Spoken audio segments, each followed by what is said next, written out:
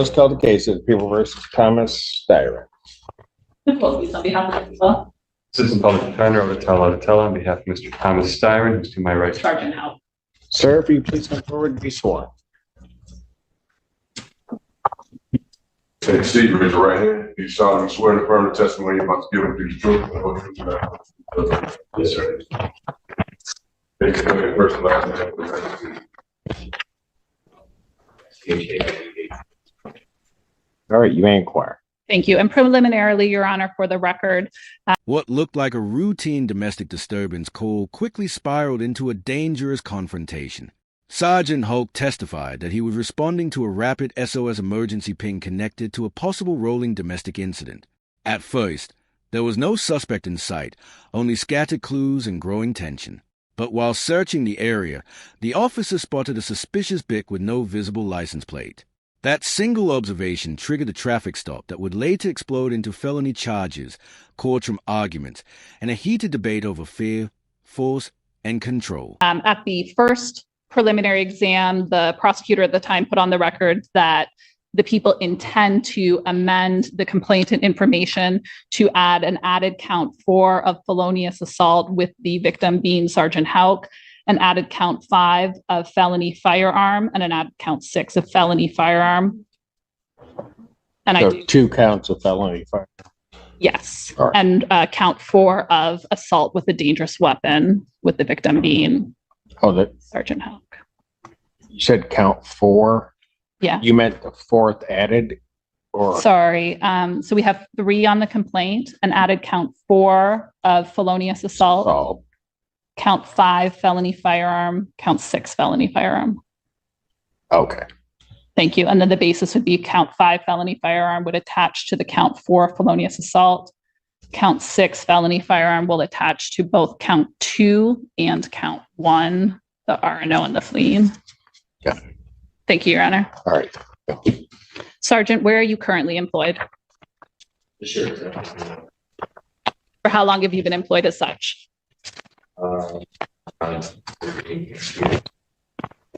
Were you working in your capacity as a sergeant with the Washtenaw County Sheriff's Office on January 31st, 2024? Yes. Were you working at approximately 12:06 a.m.? Yeah. Is that your standard shift that you work is midnights? Almost 6 p.m. Thank you. PM, not AM, PM. Correct? So we're talking in the middle of the day. Thank you. My apologies. How did you come to be involved in this investigation? Came in dispatch, rapid SOS, which is a geolocation for an hang up call, and it was pinging in a particular location, so I went to check that space first. Did you have the opportunity to go to the area where the 911 call was pinging from? Yes. Now, when you are being dispatched to something called a geolocation or a 911 call pinging to an area, does that tell you something about the prosecution argued that the missing license plate alone justified the stop.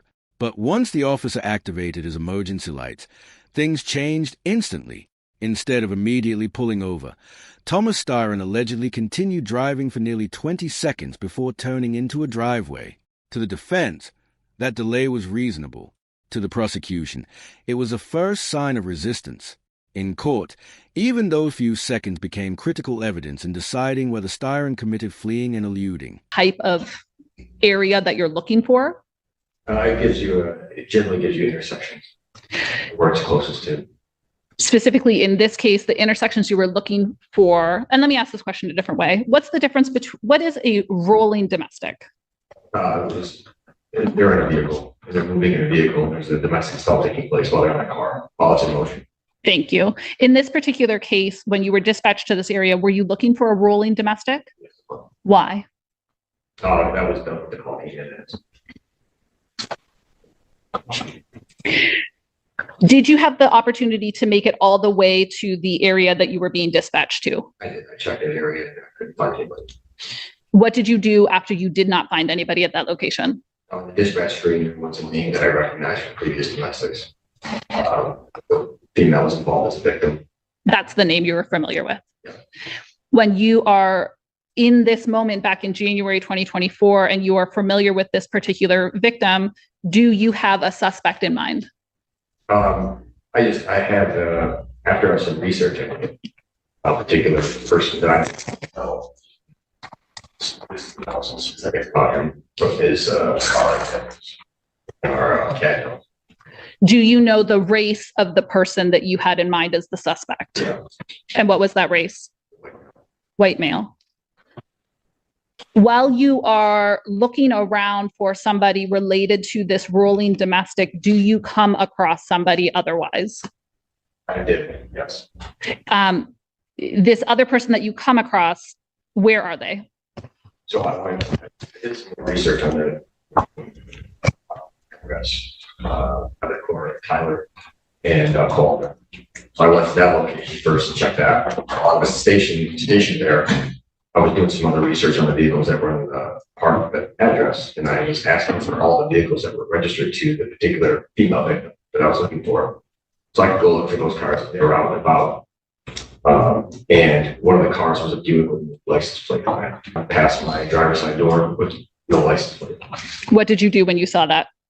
I asked dispatch, the person I was speaking to on the lead channel, whether or not they could tell if the lien return for the vehicle plate was a sedan or a van. And I did not get a return from them. I didn't get a response from them, so I actually got stopped. When you attempted to effectuate a traffic stop, what area were you located in? I was on Calder. I was facing north. Were you in the area of Calder and Seneca in Ypsilanti Township, Washtenaw County, Michigan? What is the speed? You were on Calder? Yes, I'm Calder. What is the speed limit in that location? 25 miles neighborhood. When you say that you attempted to effectuate a traffic stop, what did you do to attempt to effectuate a traffic stop? Lights initially. I was working to effect a traffic stop. Fair to say that there was a traffic violation occurring of not having a plate on the vehicle. Yes, sir. And then in addition to that, you were looking for a suspect regarding this domestic violence situation. Yes.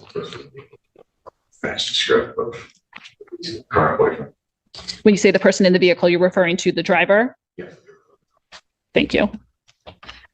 Once you your emergency lights, what occurred? The vehicle did not stop. What occurred? What did the vehicle do instead? So I activated my siren. Once you activated your siren, the vehicle kept going? Was there a point that the vehicle came to a stop? It did turn into a driveway. I called it. For how long did this pursuit continue before it turned into a driveway? About 20 seconds or so. My license started activated. Once the vehicle pulled into that driveway, what occurred? Driveway. Brake lights came on. As the officer exited his patrol vehicle, he drew his firearm in what he described as a low ready position. That phrase became one of the biggest legal battles in the hearing. The prosecution claimed it was a tactical safety measure because the suspect was acting unpredictably. The defense argued it unnecessarily escalated the encounter from the very beginning. The Bodycam footage became crucial because the entire courtroom focused on one question. Was the officer preparing to protect himself or preparing to shoot? Car. I could not see the driver's side of the vehicle at that time. The brake lights were on, which indicates to me that the driver was still seated in the car. And as I went to exit my car, the brake lights came off and the car shifted. So fair to say, because now I'm understanding that you could not see the driver's side. So fair to say when the driver pulls into the driveway, he must be turning right into a driveway. Yes, you are. And you are behind his vehicle? Off to the side. I didn't get completely behind him. When he pulls into the driveway, do you remain on the road or do you pull in the driveway behind him? I'm still on the roadway. And so in this angle, we kind of have an L shape of vehicles. Yes. Fair? And you don't have a visual of the driver's side of the vehicle. Thank you. And you've described what you've observed about the brake lights. And then I believe you said you saw the vehicle shifting. Yes, you can see the vehicle shift. And what did that tell you? Indicated because my training experience that somebody was exiting on that side of the car. What did you do when you observed this?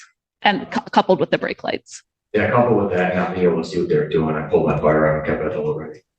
Are you saying, are you exiting your vehicle while you do this? Yes. And are you saying anything? Not until I see the person. What do you say when you see the person? Something to the effect that when you put your hands in the car, put your hands in the car. How are you uniformed during this time? As I am here, stating in court, I've got one mark 360 degrees that shows up. When you tell the driver of the vehicle to put his hands on the car, where is your firearm? Still at the low ready. What does low ready mean? I apologize. So it's not directly pointed at somebody, but it's slower. It's at the ready to be utilized if necessary. Thank you. Directly at them if I need to. Am I understanding that both of your hands would have been on? No, I could use it. I had at some points, yes, but sometimes no. I could use my hands to gesture. I understand. Thank you. The person that got out of the vehicle from the driver's side, if you were to recognize them again, if you were to see them again, would you recognize them? I would. And is that person present in the courtroom today? I would be assuming because he's wearing a mask. I can't. I understand. Thank you. Your Honor, could you ask him to, is that appropriate? He just did. He has. Okay. Yes, that would be Mr. Schneider. Thank you. Thank you, Your Honor. Please let the record reflect that the witness has identified the defendant. Without objection, record so reflect. And so the defendant is the person that you are ordering to put his hands on the hood of the vehicle. When you are ordering him to put his hands on the driver's side of the van, have you walked around to the driver's side of the vehicle with him, or where are you? I am coming around. So I was stuck on the blind side of the car, which means I couldn't see him. So as I'm coming around the nose of my car, I'm able to finally have him come into view. And he is outside the vehicle that time, at which time I ordered to put his hands on the side of his van. And did he comply with that command? What did he do? Do you recall the things that he was saying to you? Some of them. Do you recall something along the lines of him being at his house? Yes. This indication of essentially he's at his house, so you no longer have authority over him? Something about that. Did he comply with your verbal commands? No. Did you did you give him any additional verbal commands of what you wanted him to do? Yes, in addition to telling him when I stopped him. Fair to say that one of the things that you're repeating to him is to put his hands on the vehicle. Yes. And even while you're repeating it, he's refusing. That's correct. While he is refusing to comply with your commands, do you do anything with your firearm? Holstering it and just kind of walk up and make an arrest. What was he under arrest for? Sure. Are you able to make it all the way to him and effectuate an arrest? No. Why not? As I was Once Styron stepped out of the vehicle, the confrontation intensified immediately. According to testimony, he refused repeated commands to place his hands on the vehicle. Instead of compliance, the officer described an argumentative tone and aggressive body language. Styron reportedly insisted he was at his own home and challenged the officer's authority. At that point, what started as a traffic stop had evolved into a tense standoff where both men appeared convinced they were the one in danger. he said I'm armed. So I withdrew my firearm and pointed directly at him. Why did you do that? For my defense. Once he indicated to you that he was armed, did you see a firearm prior to him being in your physical custody? No. Did he indicate to you where the firearm was? Yeah. How did he indicate to you where his firearm was? He gestured with his hands. What does a gesture mean? Is he pointing or something? And where was he pointing? Towards like his midsection area. He was wearing like a sweatshirt. Did you have the opportunity to observe his hooded sweatshirt at that time? If I could see it. You could see it. What does that mean? I could see the sweatshirt. Was there anything about his sweatshirt that appeared consistent to you with being in possession of a firearm? You could see that there was weight in the pocket. I just couldn't identify whether it was a firearm. So after he's identified to you that he has a firearm in his possession, does he threaten you? Make a threat, yes. How did he threaten you? While just in the time frame discussing whether or not he was armed with a firearm, he had indicated he was going to cook me. So let's take that a step back. So what is the conversation that's going on about the firearm? That he has it, he's armed with it. What is his tone and demeanor while he's communicating with you? His argument is he's does a blatant stance, which is a defensive or combative stance. It's not someone who is complying with my orders, illegal orders to go and be placed under arrest. And while he's in this argumentative tone, telling you about his firearm, he says to you, "I'm going to cook." Twice. He says it twice. How did that make you feel? I thought he was going to shoot me. What did you do while you were feeling that this armed person who was argumentative with you was going to attempt to shoot you? What did you physically do? Well, I retreated a little bit. I put my vehicle engine lock between him and me. And then I started looking at the backdrop because I saw movement back there. Female and maybe some kids in the window, some moving in the window of the house. So I had to take into account all that stuff. Something like that's going to happen. When you say that you're looking at the backdrop, is part of that for the event that a firearm is discharged? Yes. Either yours or his? Correct. Is there a point that he is explaining to you that he intends to defend himself? Yes. Is there a point that he says to you, "Do you understand me?" Yes. Fair. Oh, thank you, Your Honor. The question, "Do you understand me?" Did you understand that to be related to his statements about defending? While he is saying these things to you about defending himself and "Do you understand me?" is his argumentative tone continuing? Yes, it is. Is there a point that you were able to place him under arrest? Yeah, back up around the scene, we were able to give him a reply. Backup arriving on scene, would that include other deputies? Yes, multiple deputies. Is there a point that he's in handcuffs? After he is in handcuffs, is a search incident to arrest conducted? It is. Do you know if a firearm? The moment Styron allegedly announced he was armed, the atmosphere inside the courtroom shifted. Sergeant Hoke testified that Styron gestured toward his waistband while wearing a heavy sweatshirt with visible weight in the pocket area. Even though the officer admitted he never actually saw the firearm at that moment, he believed the threat was real. In police encounters, perception matters just as much as action, and the prosecution leaned heavily on that fear to justify every move the officer made afterward. Arm was recovered. Yes, ma'am, we're going to cover this person. Fair to say that this was I'm going to give this a try here, a handgun? Yes. It was a Taurus, correct? Yes, ma'am. Do you recall whether the Taurus handgun was, whether it had any ammunition in it? I believe I had a little magazine, but it was not around in the chamber. Thank you. Now, some follow-up questions about what occurred after he was arrested. Did you transport him to the Washtenaw County Jail? I did not. Why not? Well, I was on the way to the Washtenaw County Jail. There was another incident that happened, and with me being a sergeant, I was responsible to attend to those situations and emergencies. And I can't take a prisoner to those emergencies. This emergency was a vehicle to a house while undercover units from another police agency were chasing it.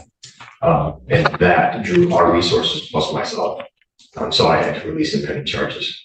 So you had initially intended on transporting him to the Washtenaw County Jail? Yes, there was a point that he was released from your vehicle? yes, he was. And that was not for lack of probable cause to arrest? No. Thank you. Your Honor, may I have one moment? You may. Thank you. Your Honor, I have no further questions for this witness. Cross-examination. Thank you, Your Honor. Good afternoon, officer. Thank you for spending it with us. Officer, you had stated that you were on a different mission that day. Is that correct? I guess I was on another call for service at the time that I came across Mr. Styron. All right. And you were looking for a white male that day? I was looking for a white female and a white animal. Okay. And what brought you into contact with Mr. Styron? When I got back, the other vehicles that registered to the female animal, one of them was a Buick. I couldn't discern whether that Buick was a sedan or a van, and it didn't have a plate attached to it, and the lien return So when that vehicle came by, I had to look at the driver. And he slowly made the turn. And when he went by me, he looked like he was alone in the car, but I couldn't be certain until I effectuated the traffic stop to do the investigation. Okay. And you didn't have a name for the other individual you were looking for? There was a name. I just can't remember offhand. It was in the system related to email. Okay. Now, you stated that you approached, that you made a stop of Mr. Styron. Is that correct? Yes. Okay. And you stated when you made the stop, you initially flicked on your lights? Yes, turn my lights on. Okay. And then, do you know approximately how long those lights were turned on? I have to review the videotape to be certain. Okay. Now, when you make stops, do you first turn your lights on? Yes, lights come on first. Okay. And then is there a brief pause before the sirens go on? Generally speaking, yes. Depending on what we're doing, yeah. Okay. Now, so lights go on, then sirens go on after. Correct? Okay. Now, do you do this so that if someone doesn't stop with the lights, then the sirens go off? It's done for that reason, but also it's, when you have to have the sirens and lights activated for the flip movie. So if you just have your lights on, it's not the same as if you have your lights and sirens activated. You want to give the person ample opportunity to pull over. So I want to go back for a second. You said that you turn this, you said you turn the sirens on, excuse me, you turn the lights on, and then you said something about the sirens go on for the fleeing and eluding? The sirens go on because you want the person to pull over. But if you just have your lights on and the person keeps driving, it doesn't meet all the thresholds of that for eluding. So you have. Then came the statement that changed the entire case. I'm going to cook you. Prosecutors argued those words were a direct threat against the officer's life. The defense tried to frame the comments as emotional panic from a frightened man staring down a drawn weapon in his own driveway. But the judge clearly saw it differently. In his eyes, Styron's words were not random rambling. They were targeted threats intended to intimidate and challenge the officer during an active arrest situation. All your words you must be on. So you were trying to meet the threshold for fleeing and eluding by turning on the sirens? Requirement.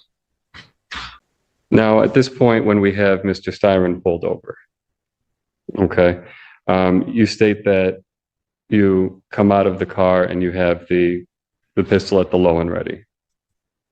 Yes. Okay. Is that the first thing you do when you come out of the car? Do you have the pistol out right away? In this particular instance, or you're referring in general? In this particular instance. In this particular instance, I did do the behavior of him, yes. Okay. May I ask why that's the first thing we do? Because of his behavior. Okay. Now, what was his behavior up to this point? Failed to stop and then exited the car. Now, is that the general policy? It's not a general policy on that. Oh, there's not a general policy on that. That's police experience. Okay, so is that your particular police experience in this? Okay, so what about Mr. Styron's behavior made it so that when you stopped him, you felt you had to pull the weapon out right away?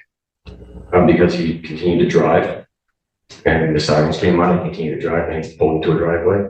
Then he exited the car after I exited my car. Now, you stated that he continued to drive for about 20 seconds. Yes. And you felt that after he drove for 20 seconds and he exited the car, the first reaction should be to pull out your pistol. Yes, I'm having it below ready to protect myself 100%. Okay. Now, during this whole incident, you wore a body cam, correct? Yes. Okay. And did it capture a video of the incident? Yes. Okay. It was activated during the incident, obviously. Yes. Okay. Now, if technology will allow me, I'm going to show you a clip of that incident for authentication purposes. And we'll ask you what it is. Is this body camera? You ready? Yes. I'll just see you ready. You don't have to. Okay. You guys might have a stipulation, Your Honor. That's okay. Thank you. Defense Exhibit A. Thank you. Sorry.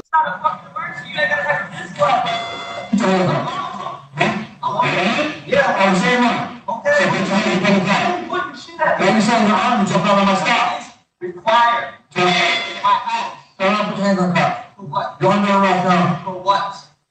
hands down. Put your hands down. Put your hands down.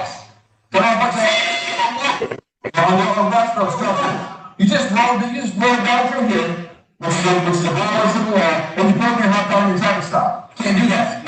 You're not listening to me. So there'll be more people coming and you'll be going to handcuffs. You will. Huh? What was I doing that? What was I doing? This one? All I take. I would kick your ass, bro. You think so? Well. I'm supposed to take my firearm out. Let me have it. Now we're down, go back to it. So we can go that route. I'll shoot you. You pull it back, you pull up this side, I'm gonna shoot you. You will not pull that down. You will not pull it down. You will not do that. You understand? You attack me. I will defend myself. If you don't stand, man, then you're not coming back. You are under arrest at this point. You cannot leave.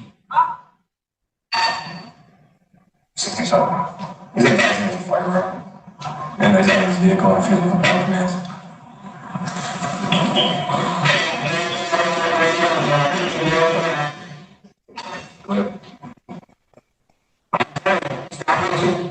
Stop reaching. Stop going.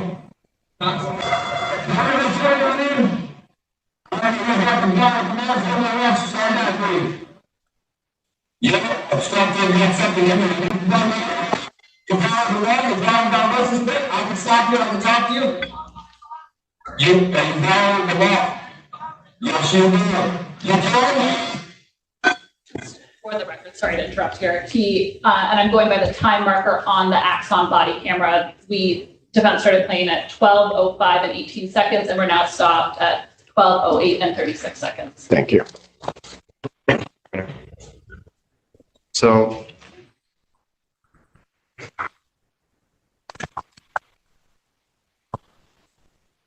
Officer Hoke, you had stated that you came out in the low and ready, correct?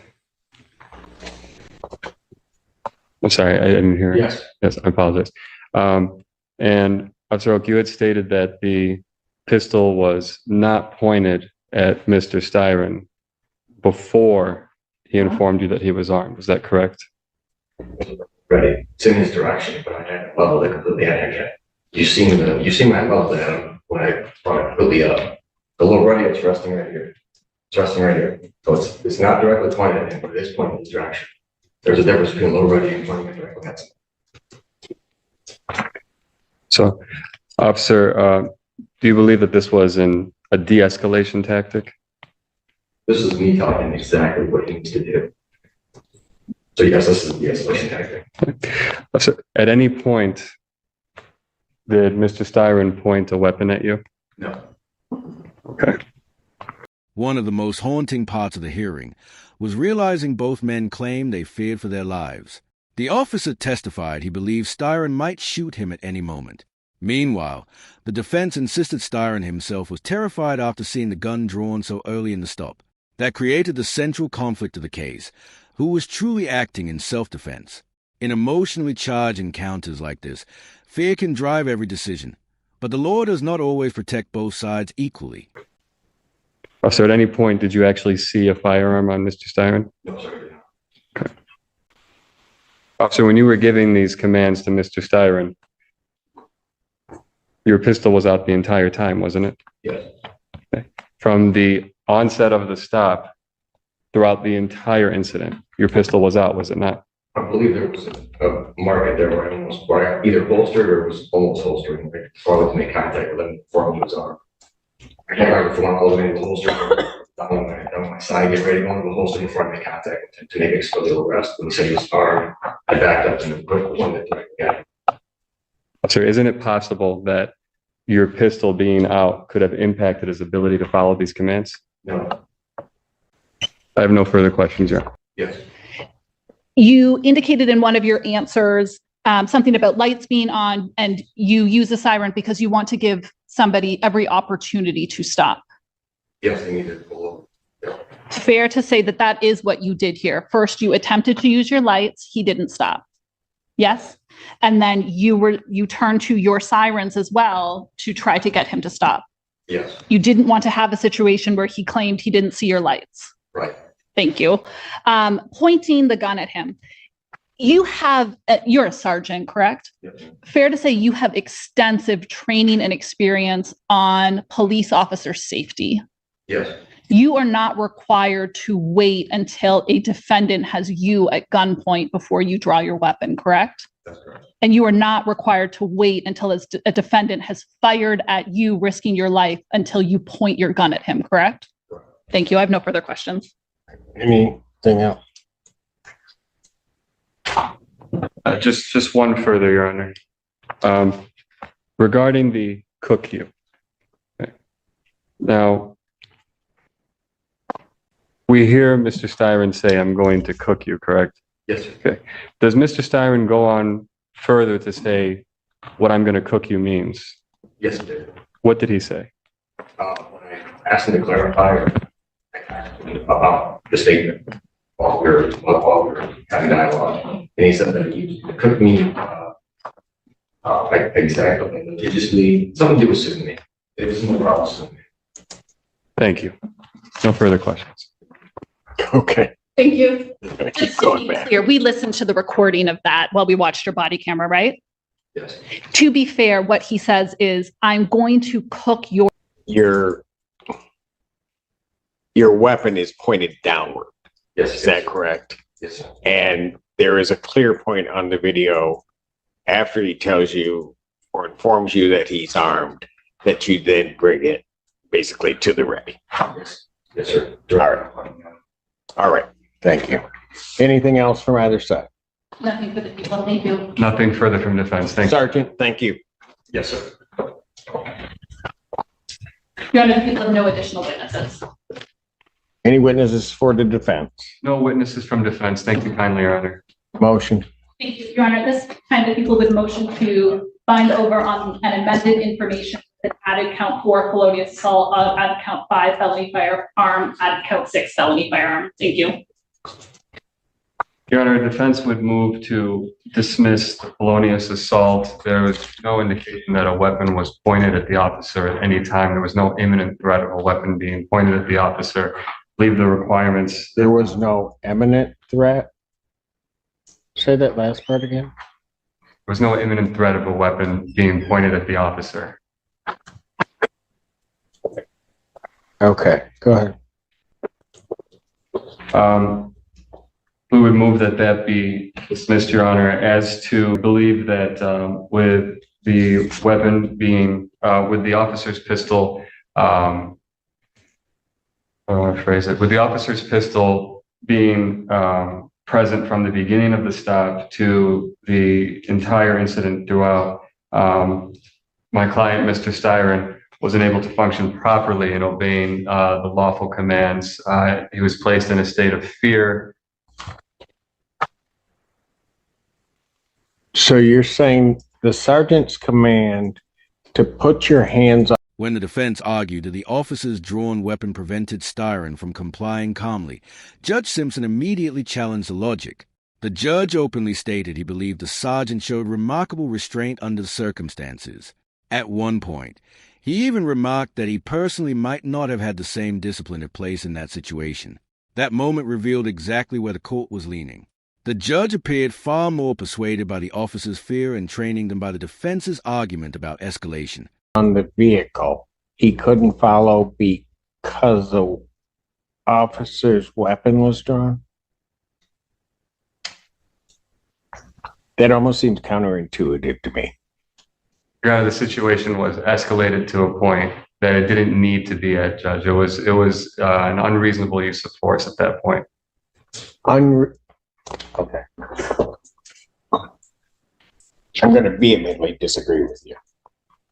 And probably one of the reasons I'm not a police officer, because I don't know that I could have had the discipline that the sergeant did. But go ahead.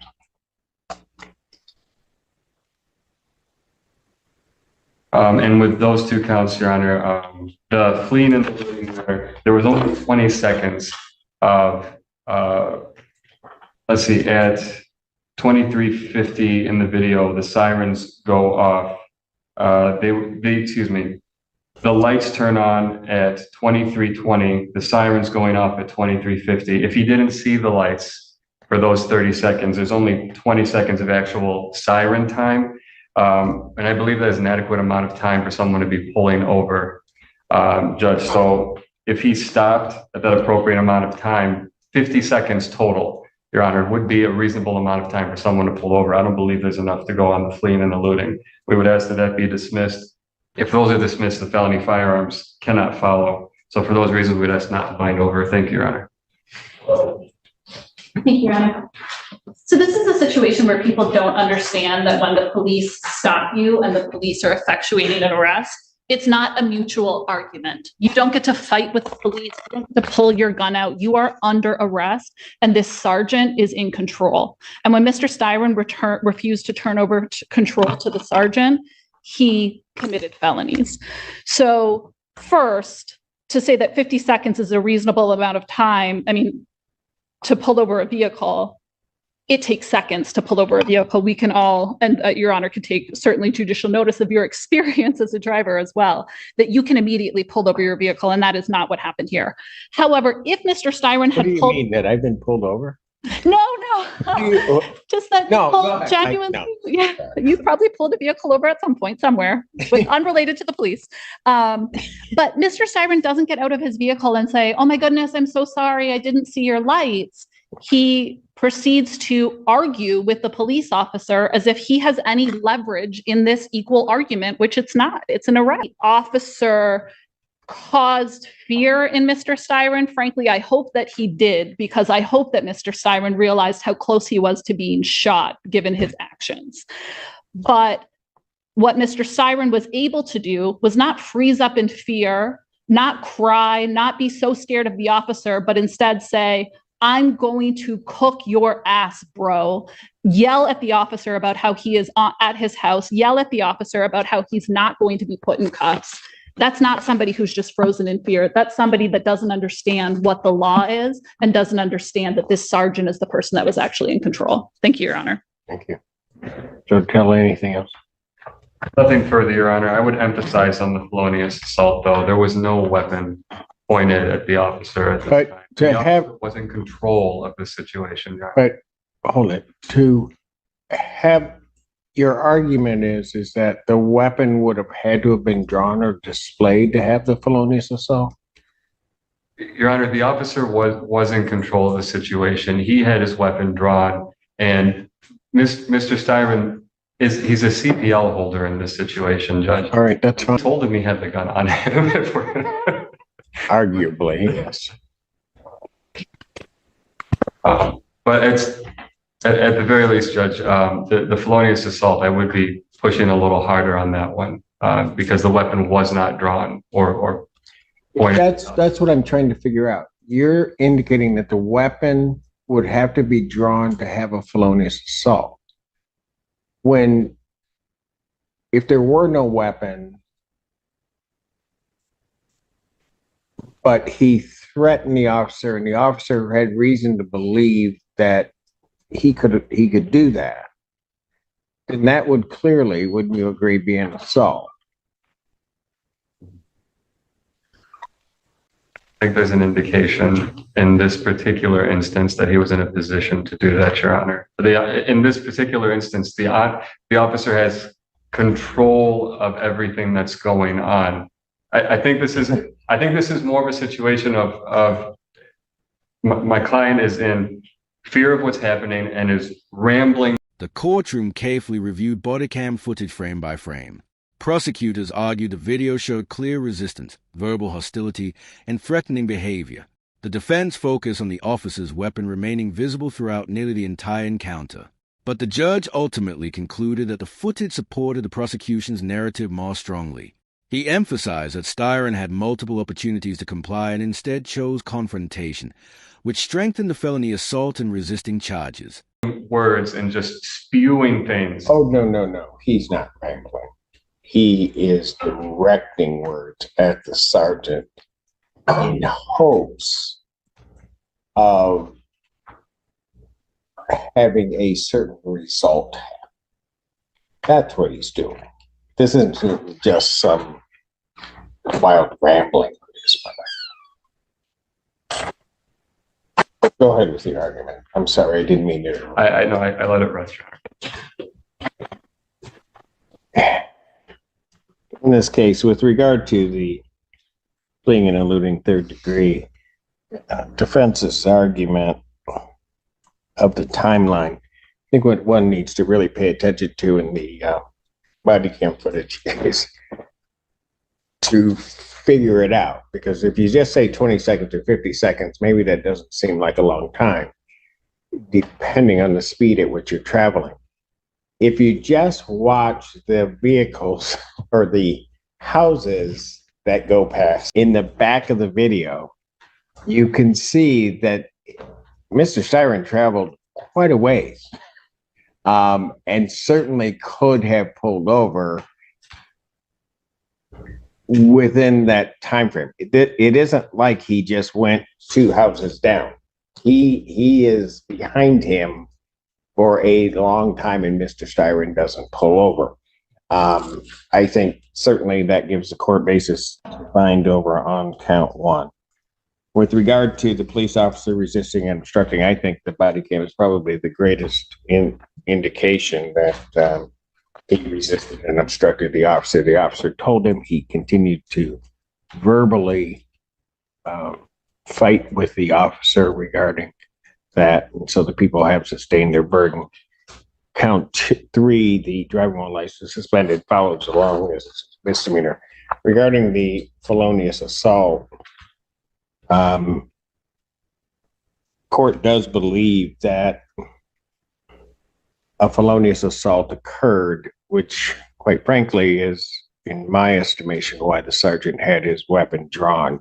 That at the time that he is giving commands to Mr. Styron is refusing to obey those commands, then informs the officer, and I would say not in the way, I don't think that's contemplated by our laws regarding having a concealed weapon or CPL, but informs the officer that he is armed, then makes statements that at some point may have been clarified, but about cooking him and other things.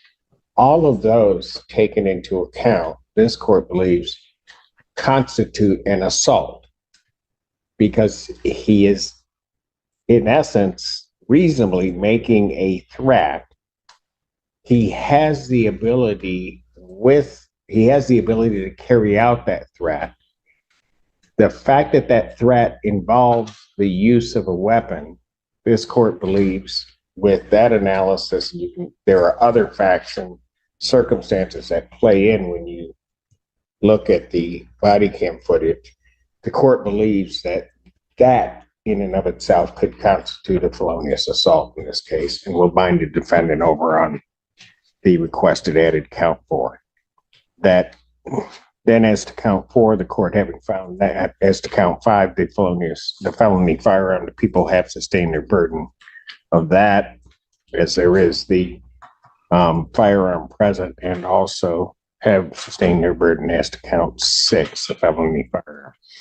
So the court would bind the defendant over to stand trial on counts 1, 2, 4, 5, 6, with 3 following. Your Honor, for the record, count 4 is felonious assault. Correct. At 0.81. Give me that again, I'm sorry. 750.82. Correct. A 4-year felony and or $2,000. Right. Count 5 and 6 are 750.227B. 7D. B is in boy. Okay. Mandatory 2 years in prison, consecutive and preceding any other sentences. Right. Thank you, Your Honor.